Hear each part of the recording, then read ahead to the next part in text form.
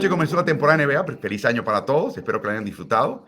La NBA comenzó, por supuesto, con el equipo campeón en casa, eso le permite al equipo repartir la ferretería. Todavía Jeff Green y Bruce Brown tendrán su oportunidad de conseguir esos anillos cuando jueguen en Denver más adelante. Y siempre uno piensa, Carlos, que ese tipo de ceremonia distrae, te pierdes un poquito el calor del precalentamiento del partido y te va a afectar mucho durante el encuentro. Y quizás esas noches de juerga en Sanborn donde veías a Nikola Jokic bailando y trepado en una mesa y decía, uy, este tipo cómo va a regresar, con qué tipo de resaca va a regresar a la temporada NBA. Pero Carlos, eso no fue lo que vimos en este debut de Denver como campeón defensor ante Los Ángeles Lakers. Sí, especialmente Álvaro, cuando se habla de la resaca de la celebración, ¿no? Luego de un campeonato y de la entrega de anillos, se habla de esos comienzos donde el equipo todavía como que no ha vuelto a la tierra. El equipo de Denver arrancó arrasando al extremo tal de que ya comenzando el segundo cuarto ya habían sacado 18 puntos de ventaja y todo el mundo enchufado, o sea, la defensiva estaba muy bien, la ofensiva Jokic empezó haciendo un poco de todo, reboteando, anotando. Lo único que no tenía mucho en ese momento eran asistencias. De hecho, terminó la primera mitad con apenas 2 asistencias. Este es un equipo de Denver que realmente no vimos ese efecto de la celebración como lo hemos visto en otros equipos que han terminado comenzando ese partido demasiado frío. De hecho, le pasó a Golden State en la inauguración del año pasado, que no podían comprar una canasta y no tenían energía en el primer cuarto y todo el mundo lo achacaba a eso, ¿no? A la celebración. Lo vimos hace unos años atrás que le pasó a los Lakers luego de haber ganado en la burbuja en la inauguración del año siguiente, pero Denver no acusó recibo del anillo, por lo menos en cuanto a que le costara deportivamente, ¿no? Y lo de Jokic, pues ya, ¿qué más se puede hablar de Nikola Jokic y de lo que provee para su equipo en los dos costados de la cancha? Lo único que se puede añadir, Carlos, es que su defensiva, por lo menos está donde estaba el año pasado, quizás un poquito mejor. Y hablaré un poquito más adelante lo que pasó con los Lakers en este sentido. Pero mencionabas algo interesante. En vez de resaca, daba la impresión que eran los compañeritos de escuela que se reunían después de la pausa, ¿no? Y estaban tan contentos que estaban retomando las cosas donde las dejaron. Por ejemplo, Kentavious Caldwell-Pope. Por ejemplo, Aaron Gordon. Por ejemplo, Christian Brown. O sea, vamos a empezar por Aaron Gordon, que a mí me parece que fue uno de los jugadores destacadísimos aquí. Y se me olvidó un nombre importante, Jamal Murray. O sea, no solamente jugaron al nivel de finales del año pasado, para mí jugaron mejor todavía, Carlos. Este equipo sacó la sierra y cortó temprano. Sí, y de hecho, como te mencionaba, sacaron esos 18 puntos de ventaja. La reacción del rival, que es un rival de mucho mérito y también candidato a ganarlo todo, no se hizo esperar. Tuvieron un buen cierre de segundo cuarto los Lakers. Se pusieron a solamente 9 puntos. Luego, arrancando el tercer cuarto, 2 errores corridos de Denver, que parece que sí, ahí había un poquito de desconcentración, pone el juego en 5 puntos inmediatamente, habiendo transcurrido 1 minuto y medio, pidió tiempo Michael Malone para volverlos a ubicar. Y volvieron a abrir otro margen más, volvió a cerrarse el partido porque Lakers jugó muy bien, hay que mencionarlo, varios jugadores específicamente, aunque otros quedaron a deber, de eso estaremos hablando también. Pero luego pasó, Álvaro, yo creo que nos manteníamos texteando, ¿no? Y yo te digo, este juego se me parece tanto a los 4 de la barrida del año pasado, porque en ninguno de los 4 Denver dominó totalmente. Denver parecía que se escapaba y lo acercaban, o como pasó en algunos partidos del año pasado en la final de conferencia, Lakers era el que arrancaba al frente y Denver venía de atrás. Pero lo que sí fue una constante, y lo fue también anoche, es que a la hora de cerrar el partido, Denver da un alón. O sea, Ah, se despega demasiado. y eso coincide con la presencia en cancha de Nikola Jokic. Tuvo un gran cierre de 6-0 en el segundo cuarto Los Ángeles sin Jokic. Tuvo un gran cierre en el tercer cuarto de 9-0 Los Ángeles cuando Jokic estaba descansando. Tuvo más 15 Jokic, Carlos. Y al final repartió. Era el que definió las últimas 6-7 jugadas con esos pick and rolls altos y las decisiones que estaba tomando. Y para mí, o sea, a mí me parece un poquito a Mohamed Ali. ¿Te acuerdas del famoso rope a dope? Que él se Sí. tiraba contra las sogas y llegaba al contrario y le empezaba a dar golpes y se cubría, ¿no? Y pensaba que lo tenía donde lo quería, ¿no? Y le estaba desgastando y el que se estaba desgastando era el rival pegándole a Mohamed Ali, ¿no? Y después se Correcto. levantaba Ali y liquidaba el caso. Yo creo que Denver es el tipo de equipo, Carlos, que te engaña y te da esperanzas falsas. Piensas que estás cerrando la brecha, está bien, pero ahora llegó el cerrador, llegó el bombero y apaga como quiera este partido. Para terminar con el equipo de Denver, Carlos, descríbenos lo que viste, lo que todo el mundo quiere saber de este equipo, que podría marcar la diferencia, su banca y cómo lidiaron con las reservas en este partido contra un equipo grande como es el equipo de Lakers. Fíjate, en todos los análisis que se han hecho pretemporada, de lo que se ha hablado es precisamente de lo bien que está la banca de Lakers, las adquisiciones que hicieron, que le pueden dar un redondear, ¿no? Y de hecho la utilizó muy bien Darvin Ham porque le dio bastante descanso a LeBron James, para darte el ejemplo básico. Y la banca fue productiva, la de los Lakers. Pero sí también se ha hablado que Denver ha tenido tiene un cuadro titular, quizás el mejor de la liga, por lo bien que están eh, conectados unos con los otros, pero que la banca está sospechosa y que está quedando a deber. Bueno, nada que ver. Esa ventaja que te digo que se abrió de 18 puntos fue banca contra banca. O sea, cuando empezaron a sustituir los dos equipos, hizo algo muy bien Michael Malone y fue que le dio el descanso temprano a Jamal Murray, porque él sabe que cuando viene la segunda escuadra de Denver, con lo que se quedan es sin tiradores. Básicamente con Reggie Jackson, cuando tiene tiempo y espacio y para de contar. Y lo que él hace es que escalona los descansos de Jamal Murray para que cuando él regrese a juego, juegue con la segunda escuadra. Y esa segunda escuadra más Jamal Murray abrió ese margen de 18 puntos del que estamos hablando. O sea, que para nada quedó a deber la banca de Denver. De hecho, tuvo la misma cantidad de jugadores anotando de la banca que tuvieron los Lakers. Y eso, el hecho de que el juego se haya mantenido balanceado entre las bancas o incluso con una pequeña ventaja para Denver, sí fue una sorpresa para muchos anoche. Bueno, agradecemos todos esos comentarios como los de Vale D, que nos están viendo y enviando con los comentarios a través de nuestras redes sociales. Sigan enviando y envíen su pregunta. Si tenemos tiempo, agarramos una y la contestamos aquí en vivo sin haberla visto antes. Así que muy agradecidos a todos ustedes y sigan enviándonos. Déjenos saber dónde están, qué están haciendo a esta hora del día, donde quiera que estén alrededor del mundo. Hay gente de Australia, gente de Italia que nos está viendo, así que algo increíble. Carlos, así que siempre se hablaba en la época, hace 3 o 4 años, de, uy, ¿qué hace Denver cuando se va Jokic? No tienen pivot reserva para paliar la ausencia de Jokic en cancha. Ya entendimos que ese no es exactamente el punto. Y luego se pensaba, bueno, ¿qué hace este equipo sin Jokic? Hablamos de que el equipo tiene la tendencia a caerse un poco o los rivales a acercarse. La respuesta es Robin, la respuesta es Murray. Y Murray armó este equipo y fue también una diferencia importante en el encuentro. Pasemos ahora al equipo campeón, Carlos. Cuando un último comentario de Denver, mencionamos también la banca. Bueno, le voy a leer la cantidad de minutos que jugaron los baluartes de Denver. Michael Porter Jr., 30. Y él jugó bien, y créanlo o no, por momentos marcó bien. Aaron Gordon, 35. Nikola Jokic, 36. Kentavious Caldwell-Pope, que también jugó muy bien, 36. Jamal Murray, 34.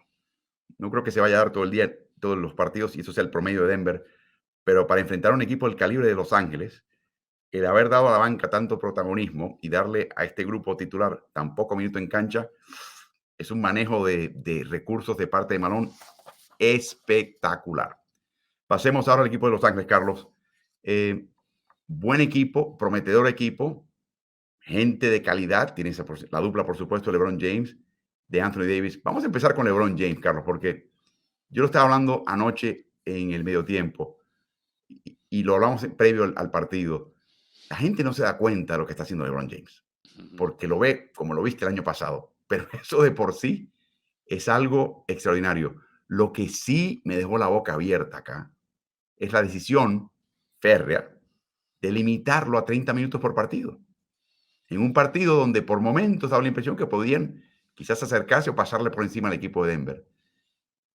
O sea, están reaccionando al manejo de carga y estas nuevas reglas de la liga, de que tienes que jugar más partidos, de que tienes que presentarte, de que va a haber menos descanso de partidos completos, de que no puedes presentarte un partido, jugar 5 minutos y descansar el resto. O sea, le están cerrando las opciones de descanso a los equipos y la reacción entonces es limitar a LeBron a 30 minutos. ¿Cómo ves eso, Carlos? Bueno, lo veo muy bien y veo que es un compromiso que tiene la franquicia con él, básicamente, porque como era de esperarse, le preguntaron a Darvin Ham en la conferencia de prensa post partido, porque es un partido que sí, que estaba ahí en las manos, ¿no? Que se podía ganar, como se perdió por 12 puntos, pero quizás se pudo haber perdido más cerrado o se hubiese ganado con una actuación más larga de LeBron James.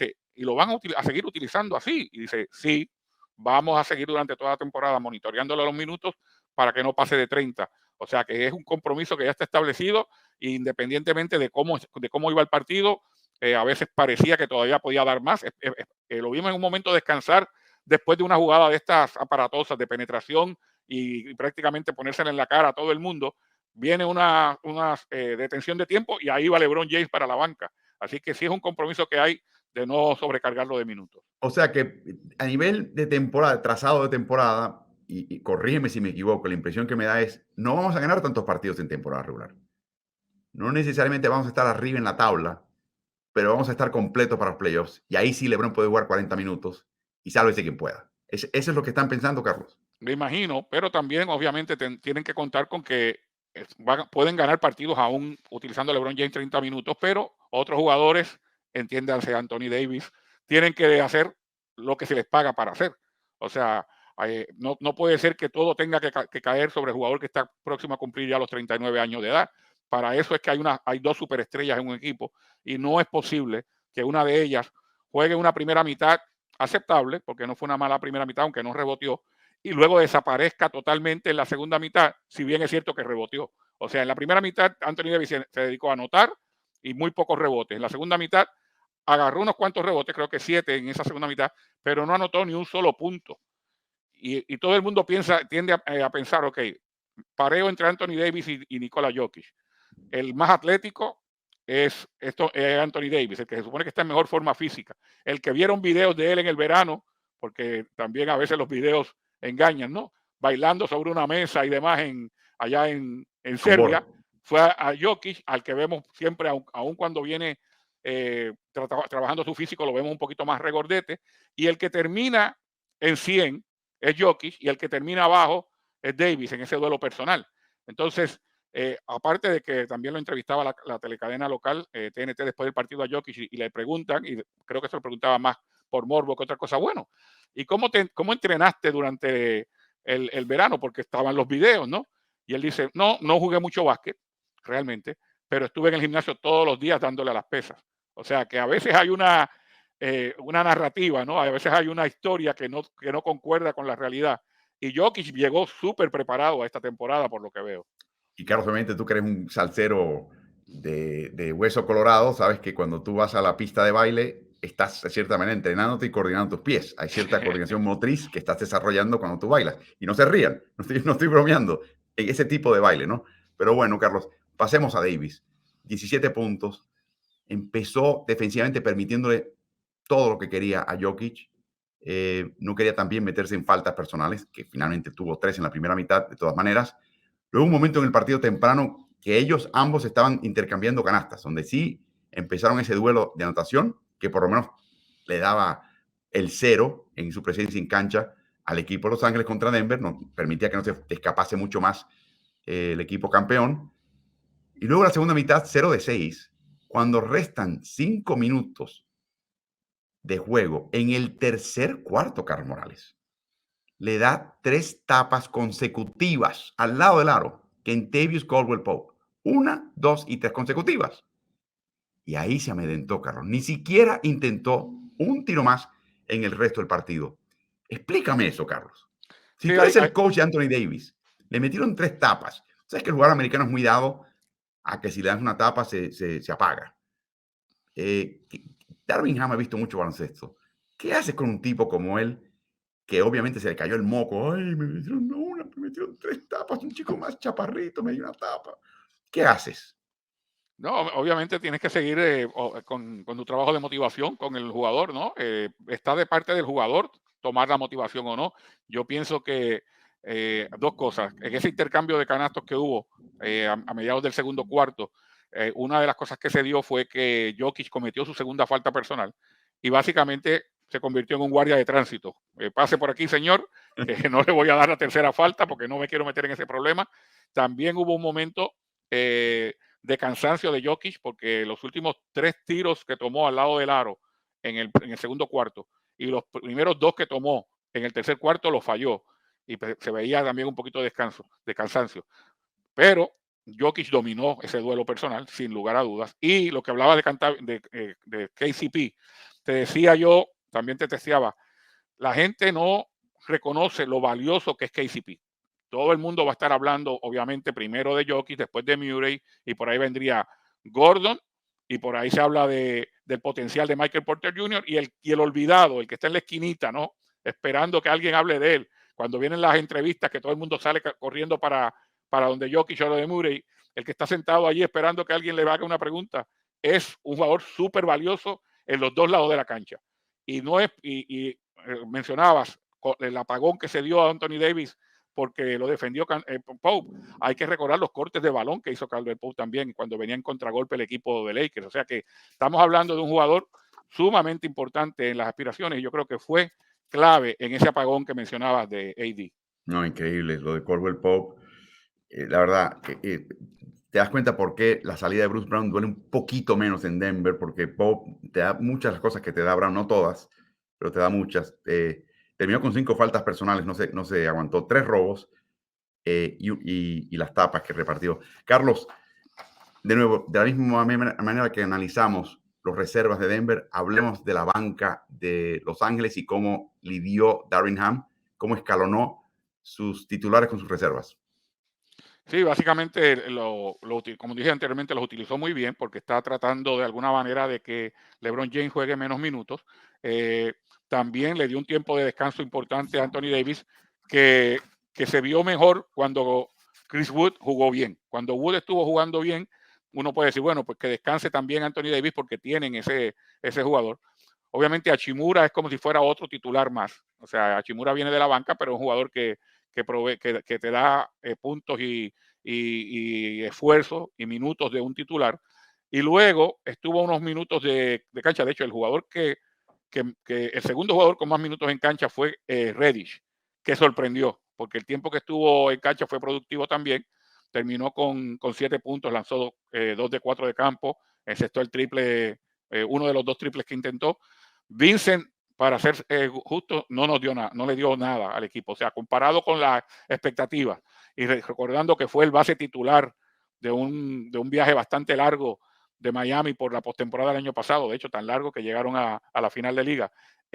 Vincent no fue, viniendo de la banca, el jugador que los Lakers esperan y se supone, ¿no?, que eso mejore según vaya aumentando sus minutos y tiempo. De hecho, estuvo 22 minutos en cancha, fue el sustituto que más minutos estuvo en cancha, todavía mucho más que Hachimura, que apenas pasó 15 minutos. Sin embargo, no lo vimos productivo a Vincent. Me gusta mucho Hachimura, es un chico que no es espectador en la cancha. Está siempre buscando la manera de contribuir, está siempre desplazándose, siempre muy alerta, muy enchufado. Obviamente, Carlos, 2 nombres que quiero también tocar brevemente. Austin Reeves, que se supone que fuese la tercera figura, lo noté enérgico, pero a falto de ritmo, como que por gran parte del partido me dio la impresión que Denver estaba marcándole el pase en la presentación y no el tiro. Y quizás se lo sorprendió. No es el Austin Reeves que vimos inclusive en la serie de playoffs contra Denver.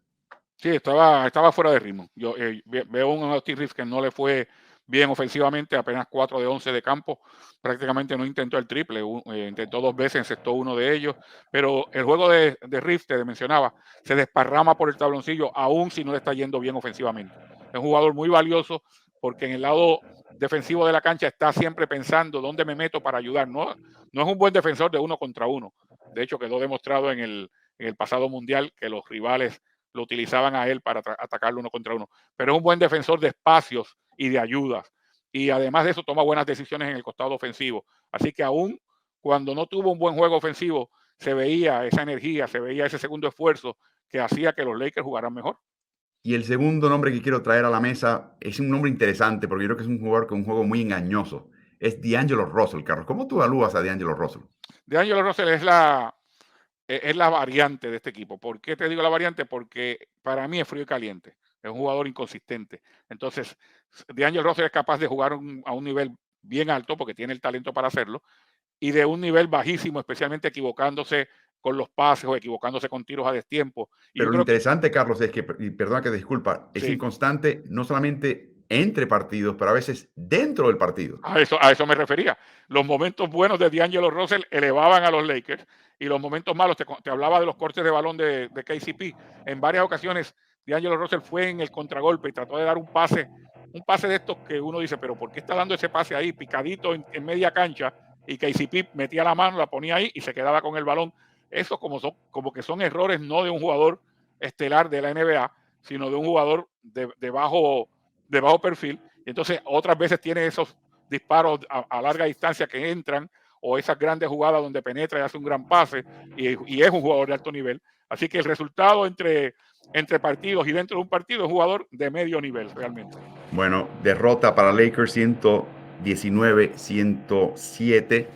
Denver, el campeón defensor, abre con broche de oro la ceremonia, los anillos. Le subieron a Jokic, que sí como él se ha puesto el anillo de bodas, de su compromiso con su compañera, en sus zapatos, iba a colocar el anillo de campeón. El zapato dice, no, me parece que no, es demasiado grande, dice. Pero cerraron muy bien, todo el mundo contento, excepto el equipo de Los Ángeles. Pero interesante esto de 30 minutos para LeBron James. Interesante, quizás necesario, pero muy interesante. ¿Y tú? ¿Estás en ritmo?